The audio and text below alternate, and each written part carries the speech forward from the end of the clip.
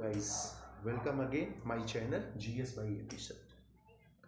बिना देरी के स्टार्ट करते हैं क्लास। पिछले टर्म पे हम लोग 8057 फिनिश किया गया था और 8058 रेगुलेटिंग एक्ट के बारे में थोड़ा डिस्कस करना था। तो 1858 का एक्ट ध्यान में रखिएगा, बहुत ही इम्पॉर्टेंट एक्ट है। इस एक्ट के कुछ पॉइंट आपको बहुत ध्यान में रखना जरूरी है क्योंकि उससे क्वेश्चन जरूर बनते हैं, वन लाइनर के क्वेश्चंस बनते हैं।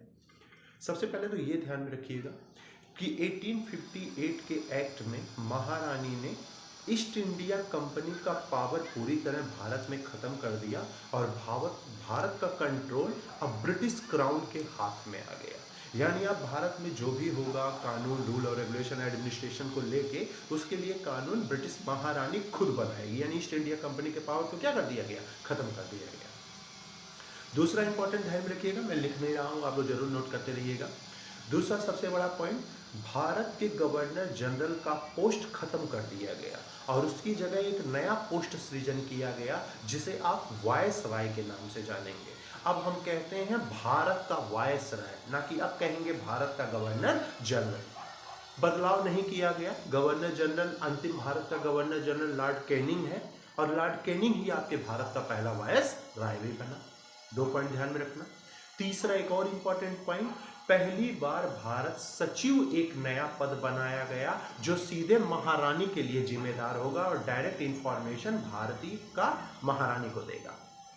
चौथा सबसे बड़ा पॉइंट, अब जो आर्मी भारत में है ईस्ट इंडिया कंपनी की या ब्रिटिश गवर्नमेंट की जो आर्मी थी, उस आर्मी में रेशियो बदल दिया गया। पहले भारतीय सैनिक उसमें ज़्यादा थे, लेकिन अब भारतीय सैनिक कम कर दिया गया और ब्रिटिश सैनिकों को बढ़ा दिया गया।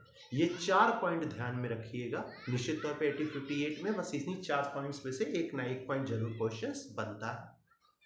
1857 में ये भी ध्यान में रखना कि 1857 में सबसे अंतिम में फांसी तात्या टोपे को दी गई थी 1859 में।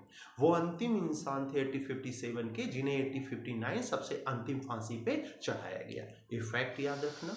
नाना साहब बेगम हजरत महल नेपाल चले गए थे। बहादुर शाह जफर रंगून भेज दिया गया था वर्मा के जेल में, जहां वो बेचारे काला पानी की सजा पाते हुए वहीं पे एक्सपायर हो गए थे। 1859 में तात्या टोपे को फांसी पे चढ़ाया गया। ये कुछ रेवोल्यूशनरियों के नाम है जिसे डायरेक्ट 1 नंबर का क्वेश्चन आपके लिए बनता है कंपटीशन के क्लासेस में, स्पेशली जो UPSSC के एग्जाम लिए जाते हैं। तो ये ध्यान में रखिएगा आप लोग। 1858 के एक्ट के बारे में 4 पॉइंट ध्यान में रखना। आगे जो मेंस पेपर देते हैं उसमें भी क्वेश्चन बनता है। 1858 भारत शासन अधिनियम इसको लोग बोलते हैं, उसमें क्या क्या पॉइंट है तो वो ध्यान में रखिएगा। और ये कुछ फैक्ट याद रखना। 1857 का टॉपिक पूरा खत्म हो गया बाबू, इतना ही जानकारी आपको चाहिए था कि क्या है 1857, क्या इसमें हुआ।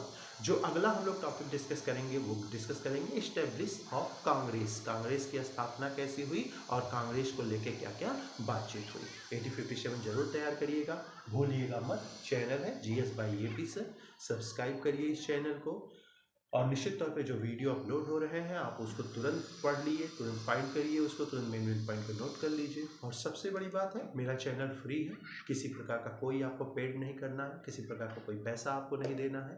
चैनल सब्सक्राइब केवल करना है आपको, बेल आइकॉन को ऑन किए रहिएगा जिससे जो भी वीडियो जाए तुरंत आपके पास पहुँच जाए।